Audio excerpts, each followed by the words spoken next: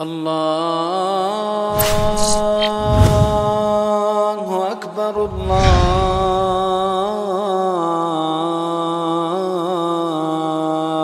أكبر.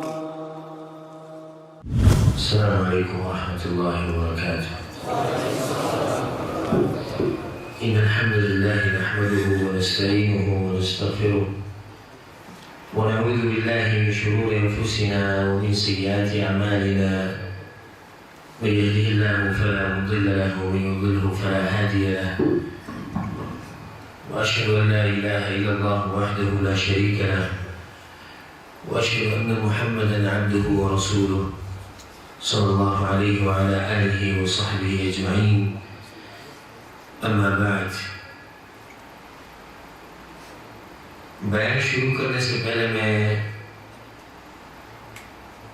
فضیلت شیخ مقصود الحسن حفظہ اللہ سے اجازت مانگنا چاہتا ہوں کہ میں یہ بیان ان کے سامنے کر رہا ہوں. یہ احتراماً میں یہ بات کہہ رہا ہوں کیونکہ وہ ہمارے بزرگ ہیں، علم میں اور عمر میں ہم سے زیادہ ہیں. دوسری بات یہ کہ آپ لوگ کی شکریہ ادا کرنا چاہتا ہوں کہ ٹائم نکال کر آپ لوگ ادھر آئے ہیں. ہمیں پتہ ہے کہ جو لوگ ادھر مزدوری کرتے ہیں، کام کاج کے لائے ہوتے ہیں، تو ان کا ٹائم تھوڑا سا مشکل ہوتا ہے ان کے لیے ٹائم نکالنا. تو آپ لوگوں نے ٹائم نکالا ہے اور ادھر آئے ہیں، تو اللہ سبحانہ وتعالیٰ اس کو قبول فرمائے. مختصر گفتگو آخرت کے بارے میں. ہم سب کو یہ پتہ ہے کہ دنیا میں جو کچھ بھی ہے اس کا آخری انجام ہے فنا اور زوال. جو بھی ہے وہ ختم ہوگا، اور دنیا میں جو بھی ہے وہ ایک حال پر نہیں رہے گا. دنیا کی نعمتیں یہ ختم ہوگی، اس پر ہم سب کا ایمان ہے. بلکہ جو غیر مسلم ہیں وہ بھی یہ مانتے ہیں کہ دنیا میں کوئی نہیں رہے گا. آخری انجام یہی ہے کہ دنیا سے نکلنا یا اس زندگی کا ختم ہونا. وما هي الا ایام معدودات. کچھ دن ہیں شمار کے کہ بس وہ زندگی ہم گزار کے آگے چل جاتے ہیں. اللہ سبحانہ وتعالیٰ نے قرآن میں فرمایا ہے ما عندكم ينفد وما عند الله باق. جو بھی آپ لوگوں کے پاس ہے ما عندكم ينفد، یہ ختم ہوگا، اور ایک عارضی زندگی ہے. آپ لوگ کی زندگی اور جو آپ لوگوں کے ساتھ ہے یہ سب عارضی ہے. یا ایھا الناس ان وعد الله حق فلا تغرنكم الحياة الدنيا ولا يغرنكم بالله الغرور. اے لوگو ان وعد اللہ حق، جو وعدہ اللہ نے آپ لوگ کے ساتھ کیا ہے وہ حق ہے اور آنے والا ہے. فلا تغرنکم الحیاۃ الدنیا. تو ایسا نہ ہو کہ کوئی چیز تم لوگوں کو یا یہ دنیا تم لوگوں کو دھوکہ دے دے اللہ کے بارے میں یا قیامت کے بارے میں یا قبر کے بارے میں. دنیا میں ایک آدمی اتنا مصروف ہو جائے کہ اسے آخرت اور عذاب اور اللہ کے سامنے کھڑا ہونا، اللہ کے ساتھ ملاقات، یہ قسم کا وہ بھول جاتا ہے. وَلَا يَغُرَّنَّكُمْ بِاللَّهِ الْغَرُورُ. تو بعض علماء یہ فرماتے ہیں، اور یہ بہت ہی حکمت کی بات ہے، اور اگر آدمی اس میں سوچے، فرماتے ہیں النَّاسُ نِيَامٌ فَإِذَا مَاتُوا انْتَبَهُوا. ہم لوگ اصل جو ابھی ہم اس دنیا میں زندگی گزار رہے ہیں، اس کی مثال یہ ہے کہ ایک آدمی سو رہا ہے اور نیند میں، خواب میں وہ بہت کچھ دیکھتا ہے. خواب میں بہت کچھ دیکھتا ہے. کبھی کہتا ہے میں اپنے ملک گیا ہوں، کبھی کہتا ہے کہ میں سفر کر رہا ہوں جگہ پہ، کبھی گرتا ہے کبھی اٹھتا ہے. یہ وہ خواب میں دیکھتا ہے. لیکن جب اٹھتا ہے خواب سے تو خود یہ سوچ کے ہنستا ہے کہ میں تو خواب میں تھا اور خواب دیکھ رہا تھا.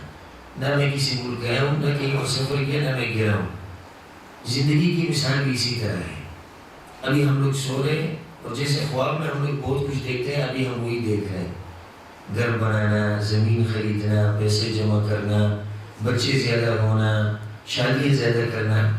لیکن جس دن ملک الموت آئیں گے ہم سے روح لینے کے لیے، اس دن ہمیں یہ پتہ لگ جائے کہ ہم لوگ تو خواب میں تھے، ابھی ہم اٹھے۔ یہ جو زندگی ہم گزار رہے ہیں اس کی مثال وہی خوابوں والی زندگی ہے۔ تو اس کے بارے میں مختصر آپ لوگوں کو کچھ بتانا چاہتا ہوں تاکہ ہم لوگوں کے دل میں ایک شوق پیدا ہو جائے اور آخرت کے لیے تیاری کی کوشش کریں۔ انسان جب دنیا میں زندگی گزارتا ہے تو اس پر 3 احوال آتے ہیں۔ ایک حال وہ ہے جو پیدائش سے پہلے، دوسرا حال یہ ہے جو پیدائش کے بعد ہے جب دنیا میں آتا ہے، اور تیسری حالت یہ ہے کہ موت کے بعد جو ہے۔ یہ 3 احوال انسان پر آتے ہیں۔ ایک تو پیدائش سے پہلے، وہ کیسے تھا، کہاں پر تھا، وہ ایک الگ مسئلہ ہے، الگ موضوع ہے، ہم اس کے بارے میں بات نہیں کر رہے ہیں۔ دوسری حالت جب وہ ماں کے پیٹ سے نکلا اور وفات ہونے تک دنیا میں رہا۔ تیسری حالت جو ہے وہ موت کے بعد ہے۔ پہلی حالت کو سوچ کریں، وہ پیدائش سے پہلے، دوسری وفات کے بعد۔ یہ 2 حالت جو ہے، پہلی اور تیسری، ان کے بیچ میں جس حال نے ان دونوں کو ملایا ہے وہ یہ بیچ والا ہے، اور وہ اس دنیا میں زندگی گزارنا ہے۔ اس دنیا میں زندگی کی مثال اس طرح ہے جیسے یعنی آپ ایک نہر پہ گزرنا چاہتے ہیں یا ایک دریا پہ گزرنا چاہتے ہیں، اور دریا پہ یا نہر پہ ایک پل بنا ہے جس کو عربی میں کوبری کہتے ہیں، ایک کوبری بنا ہے۔ تو اب یہاں سے اس طرف سے اس طرف جانے کے لیے اس کوبری کو یا اس پل کو استعمال کرنا پڑتا ہے۔ لیکن اگر ایک آدمی آئے اور اسی کوبری پہ کھڑا ہو جائے، اس پل پہ کھڑا ہو جائے کہ نہیں میں ادھر ہی رہوں گا، اس کے بارے میں آپ لوگوں کو کیا خیال ہے؟ یہ آدمی کے دماغی توازن شاید خراب ہوگا، کیونکہ یہ جو بیچ میں کھڑا ہے یہ تو خطرناک جگہ ہے، اور یہ ایک عارضی ٹائم کے لیے ہے، صرف گزرنا ہے اس طرف، بس صرف اس طرف گزرنا ہے۔ یہ زندگی بھی ایک پل کی مثال ہے ہماری۔ آخرت تک جانے کے لیے یہ راستہ استعمال کرنا لازم ہے، لیکن ادھر آدمی کھڑا نہیں ہو سکتا کہ میں ادھر ہی رہوں گا۔ اس لیے رسول صلی اللہ علیہ وسلم نے حدیث میں کہا ہے، مالی وللدنیا ومالی الدنیا ومالی، میری یا دنیا کے ساتھ میرا کوئی کام نہیں اور دنیا کا میرے ساتھ کوئی کام نہیں۔ نہ میں دنیا کو جانتا ہوں نہ دنیا مجھے جانتی۔ انما مثلی ومثل الدنیا، میری مثال اور دنیا کی مثال اس طرح ہے، ایک آدمی سفر پر نکلا ہے اور ایک جگہ پہ وہ آرام کرنا چاہتا ہے، تو جا کے ایک درخت کے سائے میں بیٹھ جاتا ہے، پھر جاتا ہے۔ کیا آپ نے کسی مسافر کو دیکھا ہے کہ وہ ایک ایسی جگہ پہ جہاں پہ وہ آرام کے لیے کھڑا ہو ادھر کھڑا رہے؟ دیکھا ہے کبھی ایسے مسافر کو؟ اگر آپ نکلے مثال کے یہاں سے قصیم سے ریاض جانے کے لیے، بیچ میں آپ لازم کھڑے ہوتے ہیں کہیں پر، پیٹرول پمپ پر یا کسی ہوٹل میں، سب اس طرح کھڑے ہوتے ہیں آرام کرنے کے لیے، لیکن کیا کوئی ادھر یعنی بس اسی جگہ کو اپنا سیکنڈ یا اپنے رہنے کی جگہ مان کے ادھر رہے، تو اس کو ہم کہیں گے کہ یہ آدمی اپنے مقصد کو نہیں پہچان سکا، اگر اس کا مقصد تھا ریاض تک پہنچنا۔ تو یہ درخت کے سائے میں بیٹھنا، یہ مسافر ایک وقت ایک ضرورت کی اس میں بیٹھتا ہے، یہ پہلی بات ہے۔ دوسری بات یہ ہے کہ درخت کا سایہ بھی ہمیشہ نہیں رہتا، درخت کا سایہ ہمیشہ تو نہیں رہتا، ایک ٹائم میں درخت کا سایہ آتا ہے پھر نہیں ہوتا سایہ۔ اسی طرح ہماری مثال ہے، ہم مسافر ہیں، ہم مسافر ہیں۔ آپ لوگوں نے دیکھا ہوگا، خاص کر ہمارے جو لوگ ہیں پاکستان، انڈیا، افغانستان کے، جب ان کے پاس کوئی لوگ جاتے ہو تو اس کے مثال کے روم میں دیکھو، اس کا سامان دیکھو، ایک عارضی سے اس نے بنایا ہوتا ہے، اس کی بستر کوئی اتنی خاص نہیں ہوتی اور وہ چارپائی کوئی اتنی خاص نہیں ہوتی، تو اس کو بولو بھائی کہ اپنے لیے کوئی اچھا سا بستر خریدو، چارپائی کوئی بندوبست کرو۔ وہ کہتے ہیں یہ ہم مسافر ہیں، ویسے بھی یہاں سے جائیں گے، کہتے ہیں نہیں کہتے۔ اسی طرح ہمیں دنیا کے بارے میں بولنا چاہیے۔ ہم سعودی عرب میں یہ بول رہے ہیں کہ ہم مسافر ہیں، لیکن دنیا کے بارے میں ہم یہ کہنا چاہیے۔ کوئی ہم سے پوچھے کہ تم دنیا کی طرف زیادہ کیوں نہیں توجہ دے رہے، کیوں تمہیں دنیا کی محبت جو تمہارے دل میں نہیں ہے، تو ہم جواب یہی دیں گے کہ دنیا میں ہم ایک مسافر کی مثال ہے ہماری، یہاں سے ایک دن تو جانا ہے، یہ تو ہم سب کا ایمان۔ دوسری بات یہ، اگر ہم سوچیں قرآن میں رب العالمین نے کبھی بھی قرآن میں اس دنیا کی دنیا کا تذکرہ تو بہت جگہوں پہ کیا رب العالمین نے، لیکن اس کی تعریف نہیں کی۔ اس لیے اللہ سبحانہ وتعالیٰ نے اس کو کہا متاع الغرور، دھوکے کا ایک سامان ہے، دھوکے کا سامان ہے، تھوڑی دیر کے لیے ہوتا ہے پھر ختم ہو جاتا ہے۔ اس لیے اللہ نے مثال سے کہتے وَاضْرِبْ لَهُم مَثَلَ الْحَيَاةِ الدُّنْيَا كَمَاءٍ أَنزَلْنَاهُ مِنَ السَّمَاءِ فَاخْتَلَطَ بِهِ نَبَاتُ الْأَرْضِ فَأَصْبَحَ هَشِيمًا تَذْرُوهُ الرِّيَاحُ وَكَانَ اللَّهُ عَلَى كُلِّ شَيْءٍ مُقْتَدِرًا۔ دنیا کی مثال ایسی ہے جیسے کسان کھیتی باڑی کرتا ہے، پھر اس کے بعد جب وہ آتا ہے اور فصل کو دیکھتا ہے اور زمین کو دیکھتا ہے، خوش ہو جاتا ہے، پھل کو دیکھتا ہے، اور اس سرسبز زمین کو دیکھ کے وہ دن بہ دن خوش ہوتا رہتا ہے، لیکن ایک دم اچانک ایک طوفان، آندھی یا تیز ہوا آ کر اس ہر چیز کو ختم کر دیتی ہے۔ تو یہی دنیا کی مثال ہے، یہ دنیا بھی اسی طرح سرسبز ہے، جیسا حدیث میں الدنیا حلوۃ خضرا، یہ دنیا سرسبز ہے اور بہت میٹھی ہے، لیکن ایک دم اچانک ایک طوفان آ کے اس ہر چیز کو ختم کر دو۔ طوفان کیا ہے؟ ملک الموت جب ہمارے پاس آتا ہے اور ہم سے روح لے گا۔ اللہ سبحانہ وتعالیٰ نے قرآن میں ایک دوسری جگہ پر فرمایا وَفَرِحُوا بِالْحَيَاةِ الدُّنْيَا وَمَا الْحَيَاةُ الدُّنْيَا فِي الْآخِرَةِ إِلَّا مَتَاعٌ۔ جو دنیا پرست لوگ ہیں وہ دنیا کو لے کر بہت خوش ہیں، حالانکہ دنیا کی جو زندگی ہے رب العالمین فرماتے ہیں إِلَّا مَتَاعٌ، سامان ہے، عارضی سامان، اس سامان کو استعمال کر کے ہم آخرت تک پہنچیں گے، بس فقط یہی۔ اعلموا انما الحياة الدنيا لعب ولهو وزينة وتفاخر بينكم وتكاثر في الاموال والاولاد۔ دنیا کی مثال ہے، دنیا کیا ہے؟ رب العالمین نے اس کی تعریف کی ہے، لعب ولهو، ایک کھیل ہے، کھیل کود ہے، فاتو کام ہے، وزینہ وتفاخر بینکم، بس یہ فخر کرنا ایک دوسرے پر کہ میرے بچے زیادہ ہیں، میرا مال زیادہ ہے، میری جو زمین ہے وہ بڑی ہے، اس زمین سے میں نے اتنی مزدوری کی ہے، میری تنخواہ یہ ہے، پوری دنیا نام اسی باتوں کا ہے۔ تو جب ہمیں یہ پتہ چلے کہ دنیا کی کوئی بھی حقیقت نہیں ہے، نہ کوئی فائدے کی چیز ہے، تو ہمیں آخرت کے لیے تیاری کرنی چاہیے۔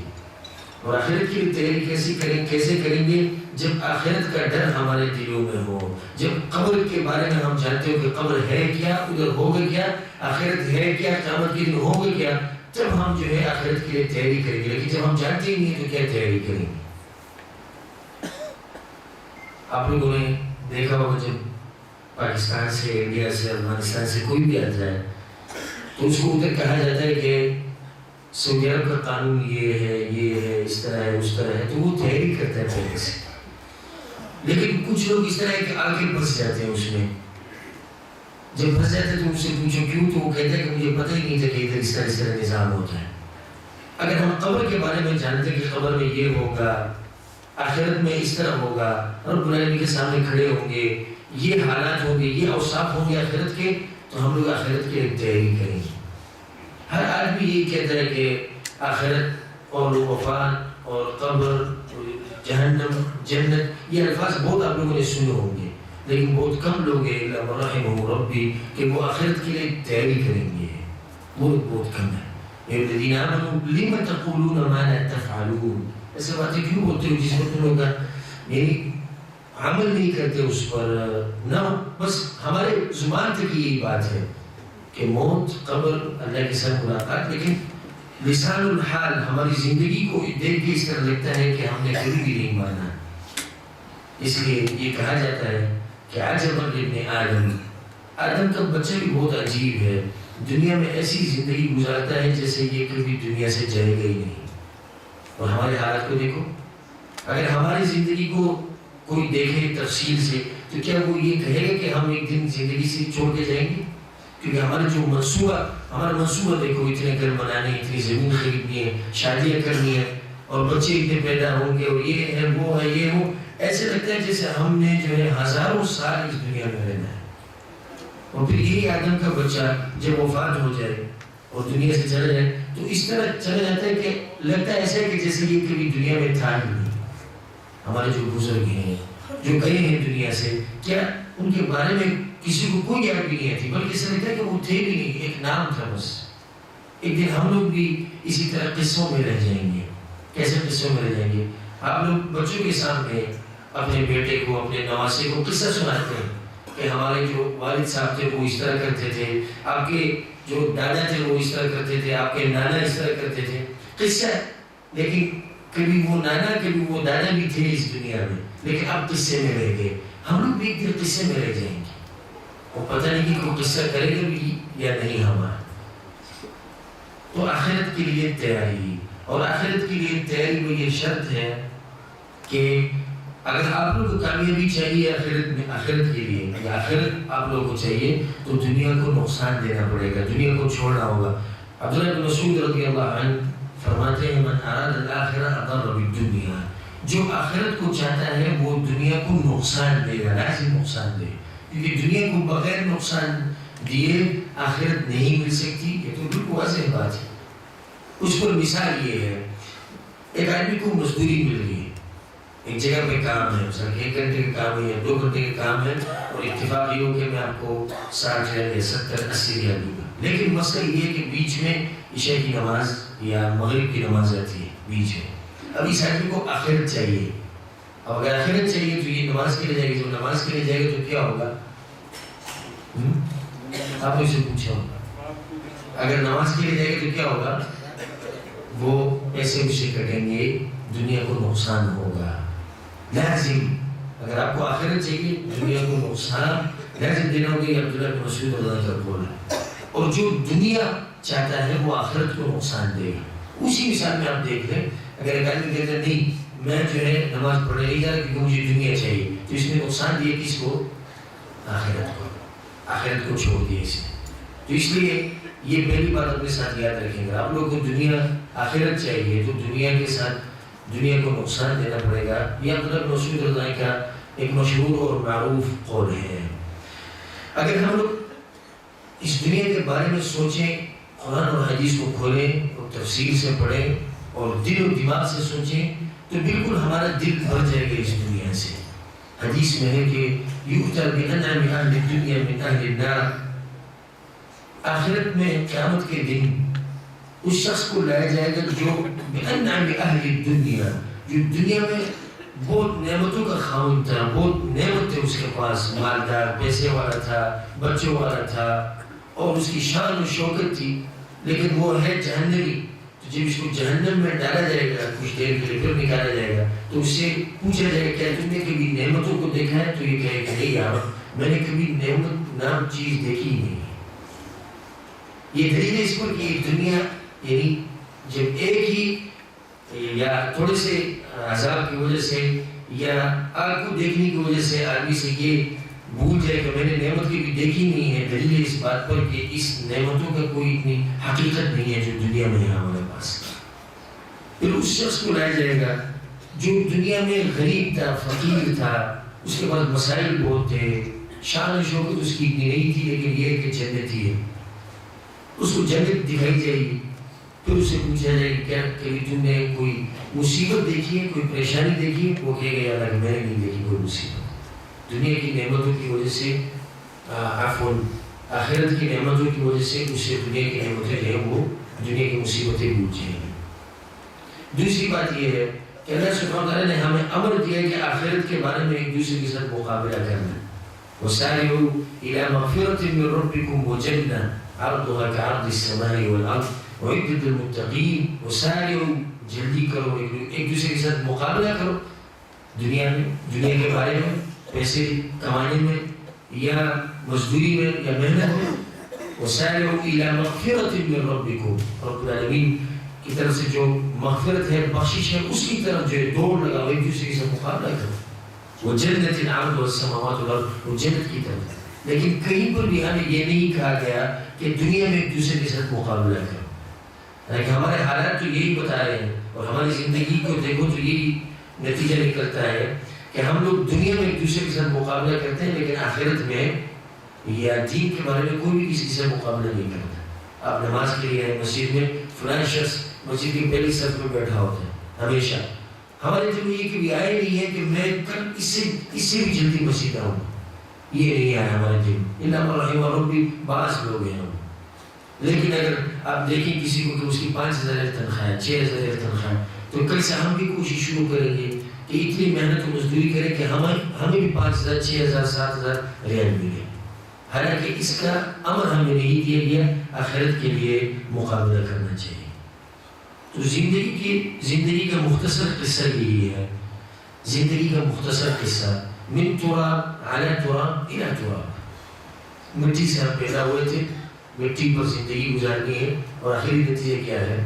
وہی مٹی میں واپس جانا ہے۔ کل من علیہا فان ویبقى وجہ ربک ذو الجلال والاکرام۔ کل من علیہا، کل من علیہا، جو بھی چیز جو بھی ہے اس زمین پر، کل من علیہا فان، یہ سب ختم ہوگا، فانی، اس کے لیے زوال ہے۔ ویبقى وجہ ربک ذو الجلال والاکرام، سوائے رب العالمین کے۔ تو اس لیے میں آپ لوگ کو یہ بتانا چاہتا ہوں کہ کل کا جو ہمارا گھر ہے، جو ہمارا حقیقی گھر ہے، وہ قبر ہے۔ یہ ہمارا حقیقی گھر ہے، اور یہ ایک عجیب گھر ہے جو ہمیں بغیر پیسوں کا ملتا ہے۔ یہ جو قبر ہے یہ بغیر پیسوں کی ہمیں ملتی ہے۔ اور پھر یہ بھی دیکھو، یہ قبر ہمارا ایک ایسا گھر ہے کہ لوگ مجان ہمارے لیے بناتے ہیں اس گھر کو۔ ہم سے کوئی پیسہ تو نہیں لیتے اس کو بنانے کی، پیسہ کوئی لیتا ہے؟ کوئی پیسہ نہیں لیتا، سب بھاگ دوڑ لگا کے اس گھر کو تیار کرتے ہیں۔ یہ گھر ہے جو ہمارا حقیقی گھر ہے، اور اسی گھر میں جانا ہے، اور اسی گھر سے پھر دوسرے مرتبہ رب العالمین کی طرف کھڑے ہونا ہے۔ لیکن جو گھر حقیقی نہیں ہے ہمارا، ہم تو پوری کوشش اسی کے لیے کر رہے ہیں۔ رسول صلی اللہ علیہ وسلم حدیث میں فرمایا، رسول صلی اللہ علیہ وسلم نے قبر کے پاس ایک مرتبہ رسول صلی اللہ علیہ وسلم بیٹھے تھے اور کہا کہ یا اخوانی، میرے بھائیوں، صحابہ سے کہا، لِمِثْلِ هَذَا، ایسی جگہ کے لیے تیاری کر لو، یہ جو جگہ ہے اس کے لیے تیاری کر لو، اور یہ ایک عام جگہ نہیں ہے، ادھر یا جنت ہے اور یا جہنم ہے۔ ظاہری تو ایسا لگتا ہے کہ یہ صرف مٹھی ہے، لیکن اندر یا جہنم ہے اور یا جنت ہے۔ ہم لوگ جاتے ہیں مقبرے کی طرف، ہم جاتے ہیں مقبرے کو دیکھتے ہیں، ایسا لگتا ہے کہ یہ لوگ بڑے سکون سے سب آرام کر رہے ہیں، لگتا تو ظاہر اسی طرح ہے نا، لیکن اگر اندر کے احوال کے بھی تم نے دیکھے تو حیران ہو جاؤ۔ ایسے عجائب بات ہے اندر، اگر کبھی دیکھے آپ نے کسی کو مثال کے عذاب مل رہی ہے، کسی کو جو ہے نعمتیں جنت کی طرف سے کھڑکی کھلی ہے، کسی کو جو ہے جہنم کی طرف سے کھڑکی کھلی ہے، لیکن ظاہری حالات کو نہ دیکھیں، آپ باطنی دیکھیں کہ باطن میں کیا ہو رہا ہے، جو رسول صلی اللہ علیہ وسلم نے ہمیں فرمایا ہے۔ اس لیے میں آپ لوگ کو یہ بتانا چاہتا ہوں کہ کبھی کبھار اس طرح کیا کریں، جب چھٹی ہو اور موقع ہو تو قبروں کی طرف جائے کریں، مقبرے کی طرف جائے کریں، اس سے دل نرم ہوتا ہے۔ اس لیے رسول صلی اللہ علیہ وسلم نے حدیث میں فرمایا کہ اکثروا من ذکر هادم اللذات، اس چیز کو زیادہ یاد کیا کریں جو مزوں کو یا مزے کو ختم کرنے والی ہے۔ صحابہ نے پوچھا یا رسول اللہ وما هادم اللذات، یہ کون سی چیز ہے جو مزوں کو ختم کر دیتی ہے یا مزے کو ختم کر دیتی ہے؟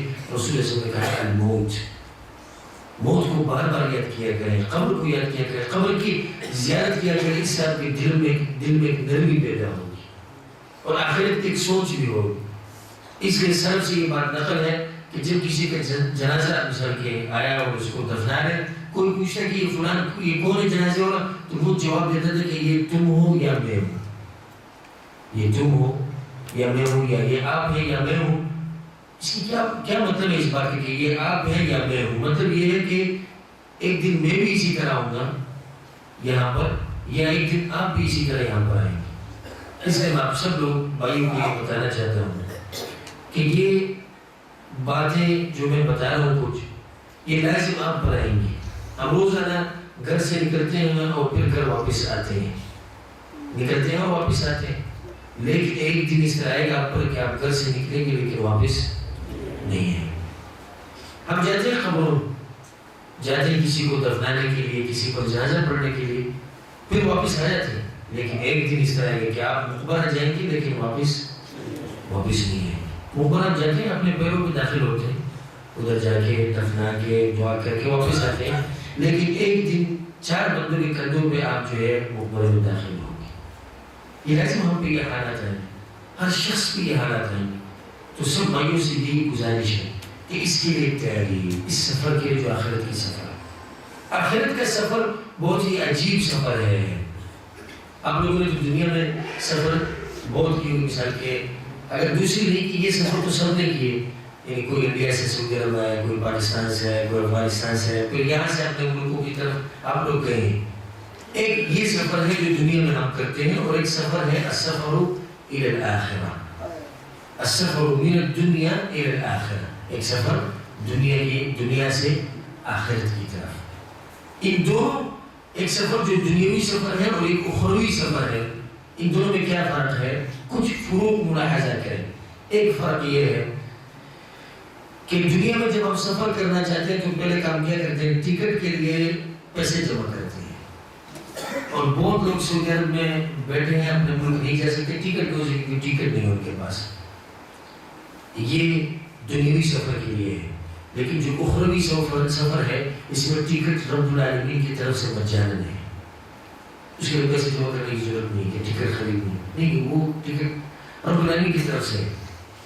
دوسرا فرق، جب ہم یہاں سے ٹکٹ خریدتے ہیں تو پھر ہم دیکھتے ہیں کہ اس کو بک کرنے کے لیے کون سا تاریخ، کون سے دن ہم اختیار کرتے ہیں، تو اسی دن ہم یہاں سے جائیں گے اور اسی ٹائم ہم یہاں سے نکلیں گے.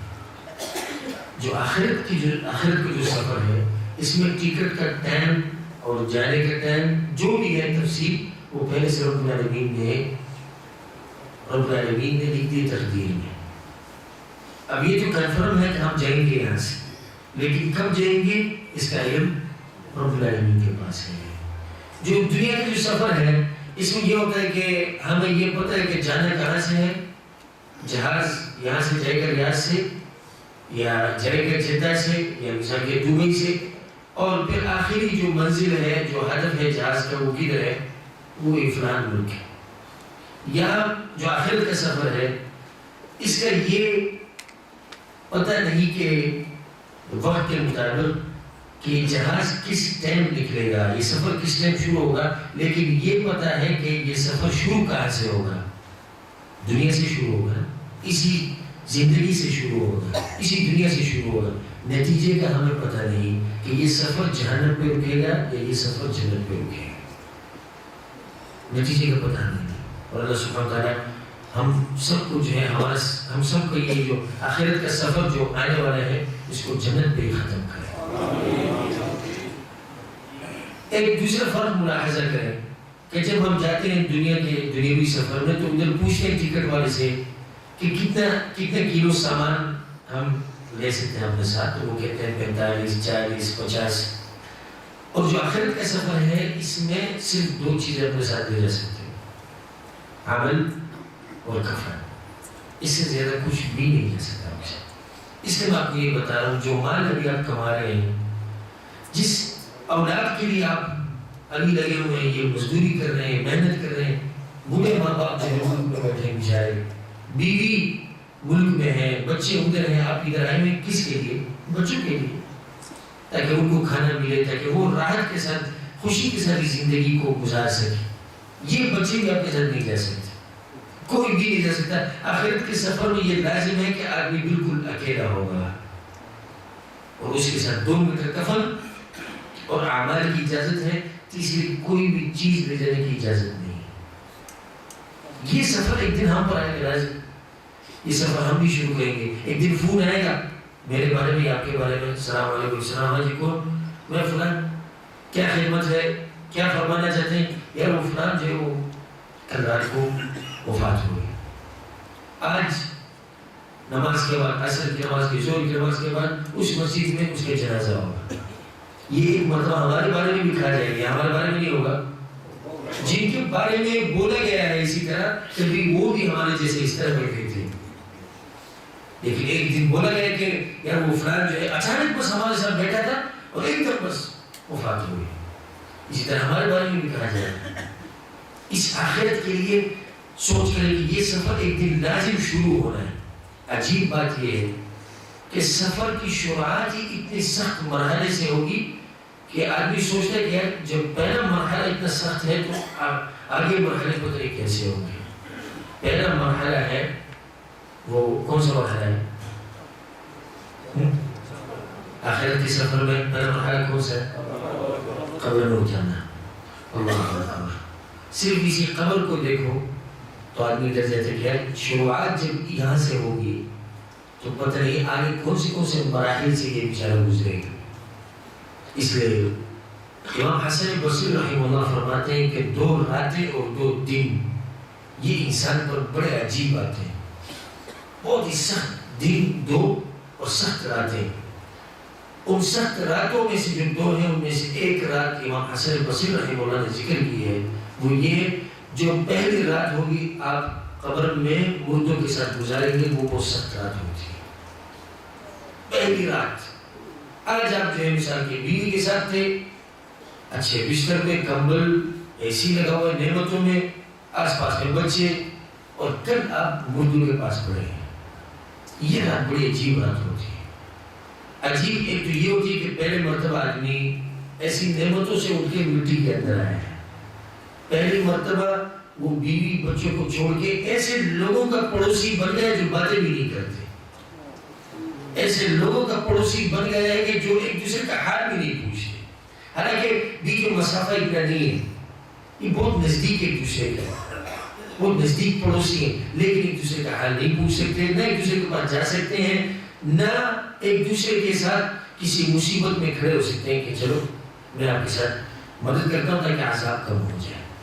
جو پہلی رات ہوگی بڑی عجیب رات ہوگی. اور جو 2 دن امام حسن بصری رحمہ اللہ نے ذکر کیا کہ بڑے سخت دن انسان پر آتے ہیں. ایک وہ دن جس دن ملک الموت آئے گا اور آپ سے روح نکالے گا, کیونکہ روح نکلتے ہی آپ کو یا جنت کی بشارت اور یا جہنم, یا جنت اور یا جہنم. تیسری کوئی جگہ کسی کو معلوم ہے؟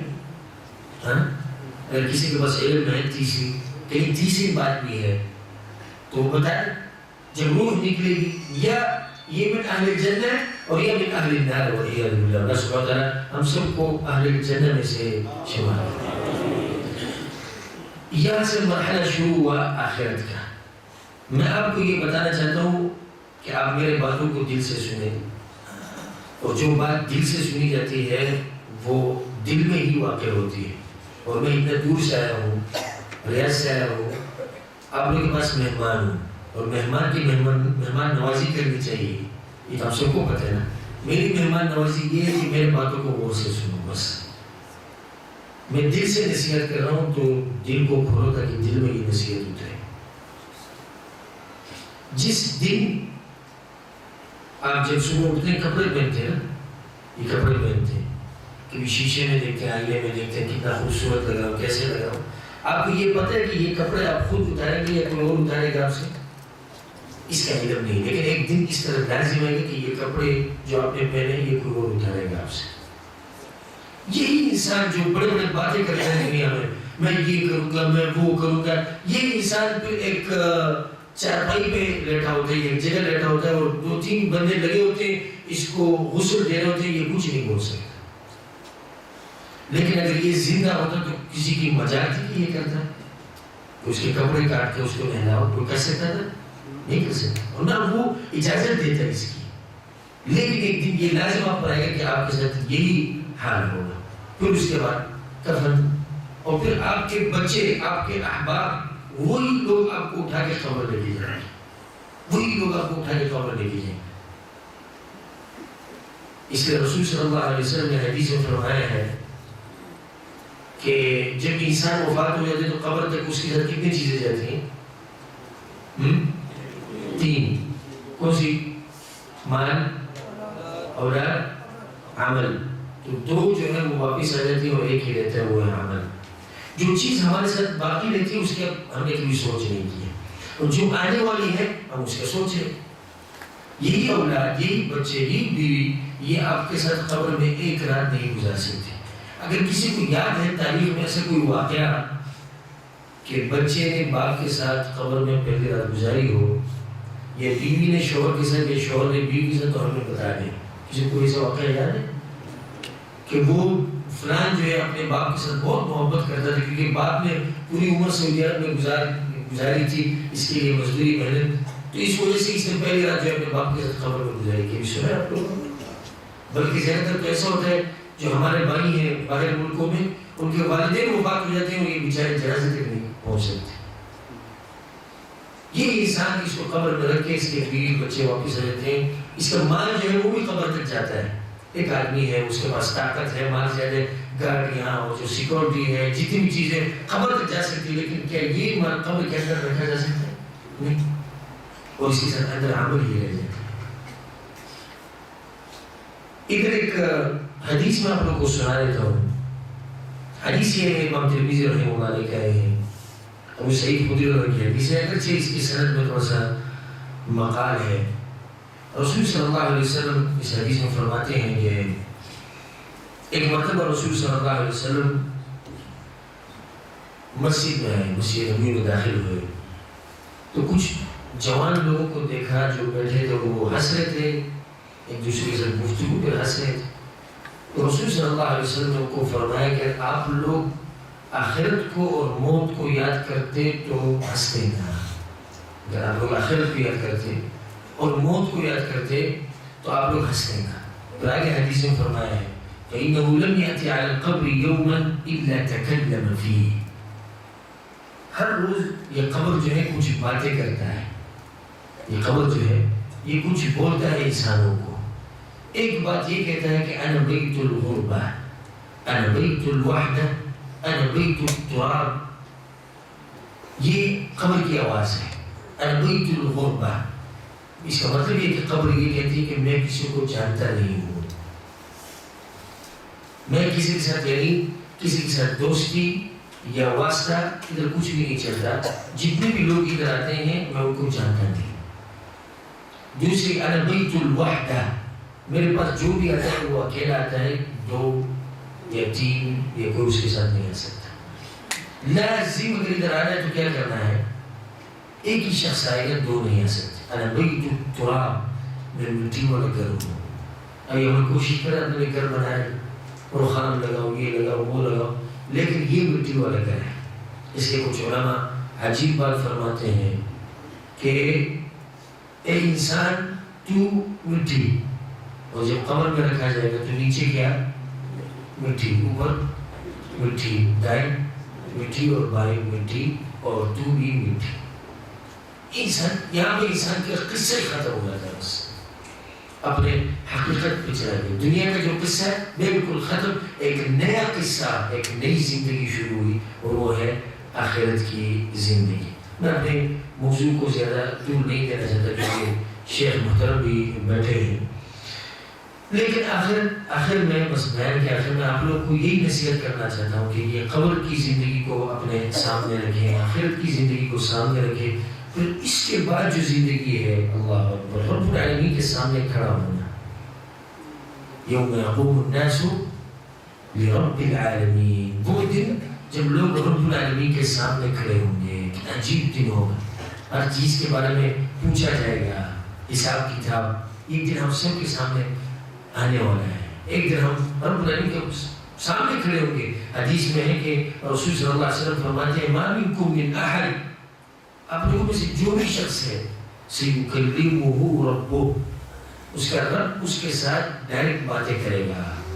لیس بینہ و بین ربہ ترجمان، بیچ میں ترجمان بھی نہیں ہوگا. ڈائریکٹ آپ کی باتیں رب العالمین کے ساتھ ہوں گی. آپ سے پوچھا جائے گا آپ کے مال کے بارے میں، آپ سے پوچھا جائے گا زندگی کے بارے میں، آپ سے پوچھا جائے گا جوانی کے بارے میں، آپ سے پوچھا جائے گا علم کے بارے میں. ان سب سوالوں کے لیے جواب تو تیار کرنا ہے نا. تو آپ سب کو یہ خاص نصیحت ہے کہ ان سوالوں کے لیے جواب تیار کریں. مال کے بارے میں یہ پوچھا جائے کہاں سے آپ نے یہ مال کمایا اور کہاں پہ لگایا ہے. تو اس لیے سب کو نصیحت ہے کہ جہاں سے بھی آپ مال کما رہے ہیں، جس طریقے سے بھی کما رہے ہیں، یہ بات یاد رکھیں کہ یہ طریقہ قرآن و حدیث کے خلاف نہ ہو، یہ شریعت میں حرام نہ ہو. حرام مال سے دور رہیں، حلال مال.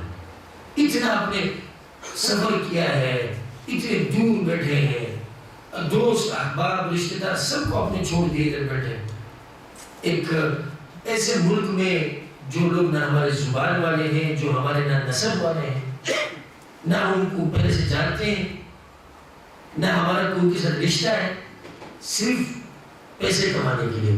لیکن اتنے بڑے لمبے سفر کے بعد اور اتنے مشکلوں کے بعد جو پیسہ تم لے کے جا رہے ہیں وہ حرام ہو تو کیا فائدہ آپ کے سفر کا. لیکن صرف سن کے آپ گناہ کمانے کے لائے ہوئے تھے؟ دوست کو احباب کو آپ نے اس لیے چھوڑا تھا کہ گناہ کما کے لے کے جائیں؟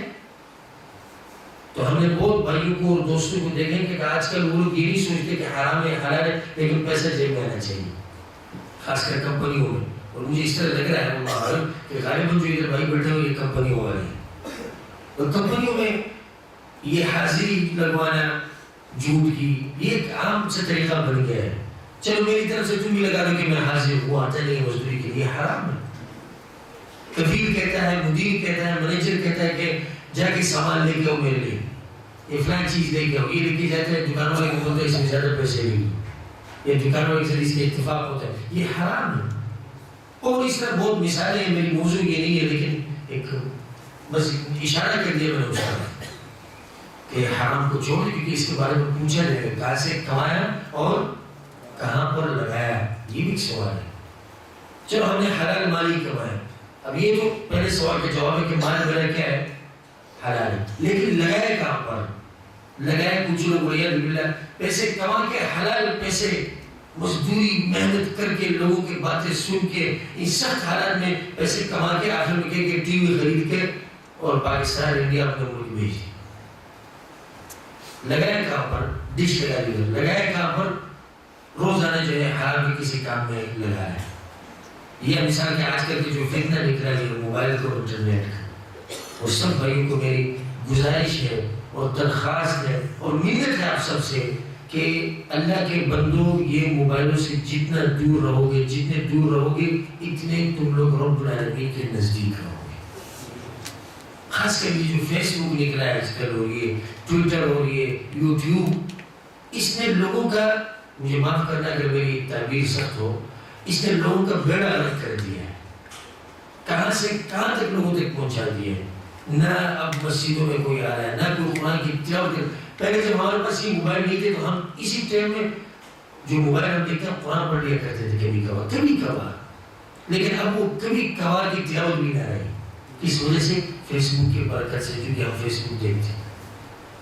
والعیاذ باللہ کچھ لوگ باتھ روم میں بیٹھ کے فیس بک دیکھتے ہیں. یہ دیکھیں، یہ سوچیں، باتھ روم میں بیٹھ کے ادھر جو شیطانوں کا جو گھر ہے ادھر بیٹھ کے وہ دیکھ رہا ہے، فیس بک دیکھ رہا ہے، کیا بول رہا ہے، کیا دیکھ رہا ہے. اچھا اتنا دل میں نہیں ہے کہ اس میں رب العالمین کا نام آ رہا ہے، رسول صلی اللہ علیہ وسلم کا نام ہے، قرآن کی آیت ہے. نہیں، وہ پورا جو ادب و احترام تھا وہ دل سے نکل گیا ان موبائلوں کی وجہ سے. یوٹیوب پہ ایک نام ڈال دو، جو چاہیے وہ آپ کے سامنے آ جائے. جو فحاشی اس میں ہے، اب کوئی یہ گارنٹی دے سکتا ہے کہ نہیں میں جو ہے آسمان سے اترا ہوں، میں بڑا پرہیزگار انسان. عمر بن خطاب رضی اللہ عنہ فرماتے ہیں کہ کوئی مجھے کہے کہ آپ نے ایک کمرے میں بیٹھنا ہے ایک لونڈی کے ساتھ اکیلا، اور وہ لونڈی بھی کالی رنگ کی جس کے پاس کوئی خوبصورتی نہ ہو، تو عمر بن خطاب نے فرماتے ہیں کہ میں اپنے اوپر میں ڈر جاتا اپنے اوپر کیسے نہ ہو، مجھ سے کچھ ہو جائے. عمر بن خطاب کون ہے؟ عمر بن خطاب رضی اللہ عنہ جب شیطانوں کے سامنے حضرت بات جاتا تھا، وہ یہ بات فرما رہے کہ میں ایک کالی لونڈی کے ساتھ بھی جو ہے کمرے میں اکیلے نہیں بیٹھ سکتا.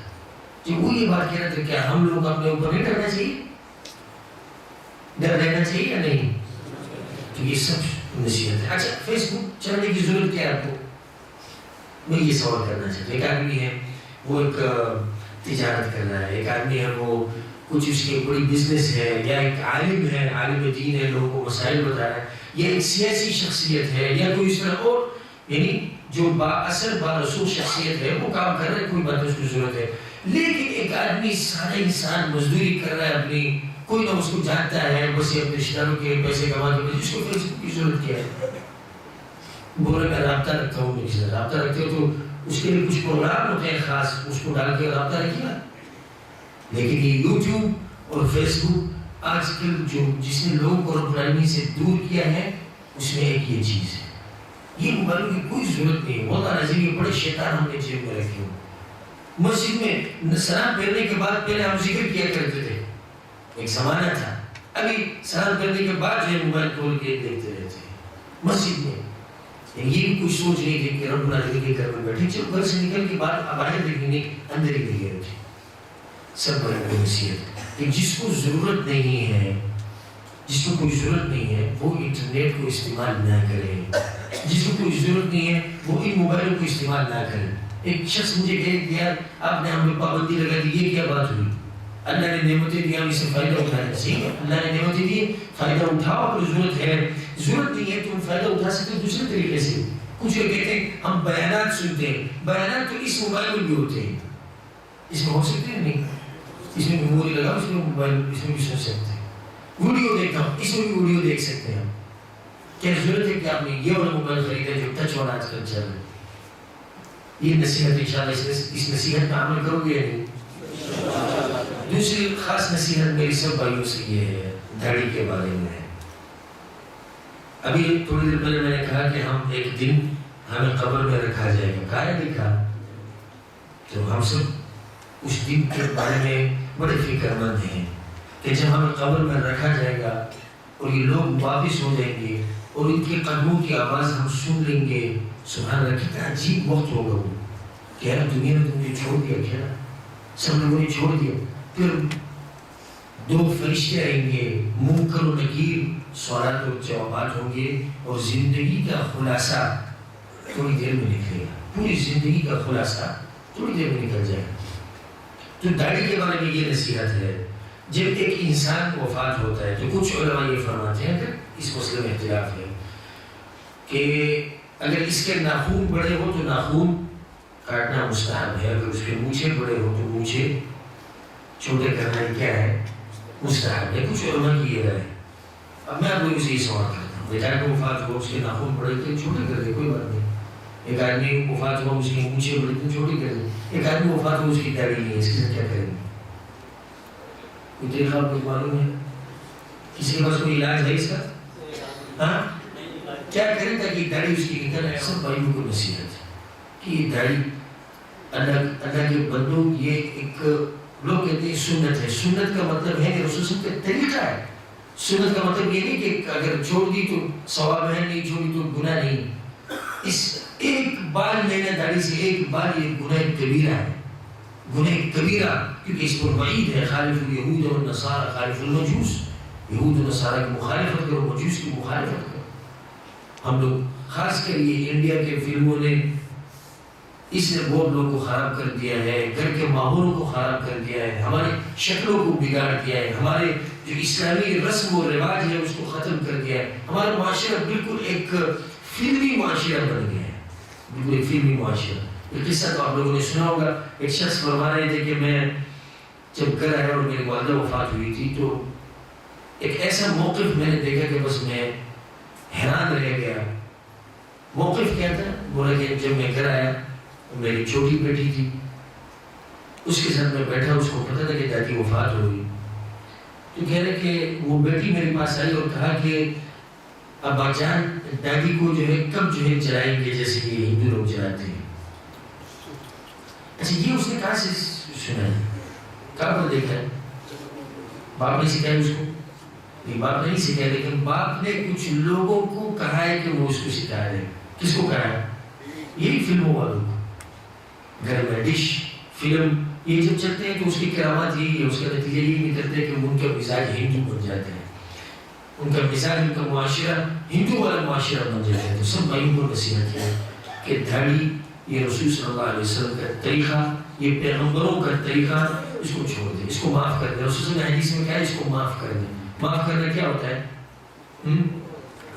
ایک کینچی سے معاف کر دو اور بلیڈ معاف کر دو، اس کو بلیڈ نہ لگاؤ، کینچی نہ لگاؤ، معاف کر دو اس کو۔ آج کل میں نے دیکھا ہے کچھ لوگ داڑھی جو انہوں نے چھوڑ دی ہے، جو کھیل میں ہے یا مثال کے کوئی اور دنیاوی اس طرح کام نہیں، تو میں خوش ہوا کہ چلو ماشاءاللہ ان لوگوں پہ کوئی بات اثر ہوئی ہوگی، اس نے داڑھی رکھ دی۔ تو پوچھا ان کے بارے میں کہ کیوں داڑھی رکھی، تو جواب ملا کہ یہ آج کل کا فیشن بنا ہوا ہے۔ سبحان اللہ، جب فیشن بنے گا داڑھی رکھنا تو بہت لوگ داڑھی چھوڑ دیں گے، لیکن جب سنت محمدی ہے اور محمد صلی اللہ علیہ وسلم کا طریقہ ہے تو تب بہت لوگ اس کو چھوڑنے میں بڑے، کوئی بولتا ہے پتہ نہیں بیوی کیا کہے گی، کوئی کہتا ہے کہ ماں باپ کیا کہیں گے، کوئی کہتا ہے کہ ملک والے کیا کہیں گے۔ حالانکہ تھوڑی دیر پہلے میں نے کہا کہ قبر میں آپ اکیلے ہی رہیں گے، کوئی آپ کے ساتھ نہیں رہے گا۔ جن کی وجہ سے آپ داڑھی نہیں رکھنا چاہتے، جن کی وجہ سے آپ اس حالات میں ہیں، یہ آپ لوگوں کے ساتھ قبر میں نہیں جا سکتی. یہ میری مختصر نصیحت تھی. اگرچہ نصائح اگر کوئی کہے کہ نصیحت کرو تو نصائح تو ایک عام لفظ ہے, نصیحتیں تو اتنی ہے کہ, لیکن یہ ہے کہ یہ قرآن کو ترجمے کے ساتھ پڑھا کرو, اس میں بہت زیادہ نصیحت ہے. رسول صلی اللہ علیہ وسلم کے حدیثوں کو مطالعہ کریں. یہ جالیات والے جو مراکز ہیں ماشاءاللہ, ان کے ساتھ اپنا رابطہ رکھیں, خصوصی رابطہ ان کے ساتھ رکھیں, ان کے دروس سے مستفید ہوا کریں. کتنی بڑی نعمت ہے رب العالمین کی کہ آپ کے پاس گاڑی ہے, آپ کو گھر سے اٹھا کے ادھر لے کے, آپ کے لیے کھانے کا انتظام بھی کیا ہے, آپ کو ہدیہ بھی دے رہے ہیں, آپ کو گفٹ بھی دے رہے ہیں, آپ کو واپس پہنچا دیں گے, اور کیا چاہیے آپ لوگوں کو. لیکن کمی ہماری ہے, جالیات والے کی طرف سے کوئی بھی کمی نہیں ہے. اب ہمارے اوپر حجت قائم ہو گئی. قیامت کے دن رب العالمین نے پوچھا کہ کیوں آپ لوگ دین نہیں سیکھنا چاہ رہے تھے, کیوں نہیں جا رہے تھے؟ کوئی جواب ہے ہمارے پاس؟ کہ گاڑیاں نہیں تھی, تو گاڑی کا بندوبست ہے, نزدیک آس پاس میں نہیں تھی, تو کہاں پہ نہیں ہے مجھے بتا دو. آپ لوگوں سے سوال ہے, کوئی ایسی جگہ آپ کو معلوم ہے جہاں پر کوئی بھی اسلامی مرکز نہ ہو؟ خاص کر سعودی عرب میں کوئی جگہ معلوم ہے آپ کو؟ ہر جگہ پہ لوگ پہنچے ہیں. ان کے ساتھ رابطہ رکھیں. ہمارے شیخ عبد الماجد حافظ اللہ صاحب بیچارے رات دن لگے ہوتے ہیں آپ لوگ کی خدمت میں کہ آپ لوگ ایک بات سیکھ لو, ایک مسئلہ سیکھ جاؤ آپ لوگ بس. کوئی ان کا اس میں شخصی فائدہ بھی نہیں ہے, بڑا جو فائدہ ہے وہ آپ لوگ کو ملے. اگر اس درس میں کوئی نہ آئے, ہمیں کوئی نقصان دے سکتا ہے؟ ہمارا کوئی نقصان نہیں. ہم تو بیان کر کے واپس چلے جائیں گے انشاءاللہ. قیامت کے دن رجسٹر میں لکھا ہوا ہے, انشاءاللہ اس کا اجر ہمیں مل جائے. کوئی آئے تو فائدہ اس کا ہے. اس لیے آپ سب لوگوں کو نصیحت ہے کہ یہ جالیات کے مراکز سے اپنا رابطہ رکھیں. ان کا جو ٹائم ٹیبل ہے وہ مانگ لیں آپ کہ آپ آئیں شیخ کے پاس کہ شیخ محترم ٹائم ٹیبل کیا ہے, یہ دن ہے, یہ دن ہے, اس دن یہ درس ہے, وہ درس ہے. اس دروس میں شرکت کرنے کی کوشش کریں گے اس طرح نہیں انشاءاللہ. اللہ سبحانہ وتعالی ہم سب کو اس پر عمل کرنے کی توفیق دے. اور میں اصل میں جو ہے آپ لوگوں نے اردو سے مجھے پہچانا تو میں پٹھان ہوں, تو اردو میں میرے تھوڑا سے کمی زیادتی ہوتی رہتی ہے, تو اس پر آپ سب سے معافی مانگنا چاہتا ہوں.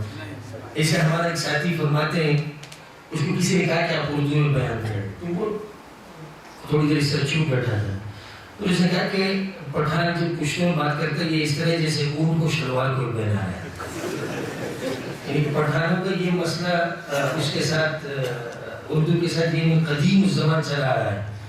عربی اچھی سیکھ لیتے ہیں, انگلش اچھی سیکھ لیتے ہیں, کوئی بھی زبان ہو دنیا کی وہ سیکھ جاتے ہیں, لیکن اردو کے ساتھ پتہ نہیں کیا مسئلہ ہے. کہ اگر میں نے کوئی الفاظ میں کوئی تعبیر کوئی غلط کی ہو تو اس کی معافی مانگتا ہوں آپ لوگوں سے.